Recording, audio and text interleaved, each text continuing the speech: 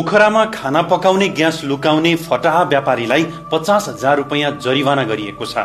कास्की प्रशासनले बजार अनुगमन गर्दा पोखरा 6 जरेवरमा रहेको भण्डारी ट्रेडर्समा 48 वटा भरिएका ग्यास सिलिन्डर लुकाएर राखिएको भेटिएपछि कारवाही गरिएको हो। यो घटनापछि प्रशासनले कति प्राप्त भयो र कति बेचियो भन्ने ग्यासको अभिलेख बुझाउन साथै ज्येष्ठ नागरिक, अपाङ्गता भएका व्यक्ति र विद्यार्थीलाई प्राथमिकता दिन निर्देशन दिएको छ। यहाँ गैस छैन हडताल भएको छ नि। दोकानदारले त भ्रष्टाचारीहरूले लुकाएर राख्छ।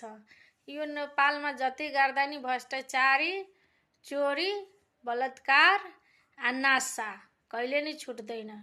त्यही भएर अबको प्रधानमन्त्री बालन शाह यो सबै कुरा ध्यान दिएर काम गर्नु। रोडमा मार्बल बिछाएर मात्रै हुँदैन। अब यो सबै कुरालाई ठीक गर्नुपर्छ, सबभन्दा त नासाको लागि।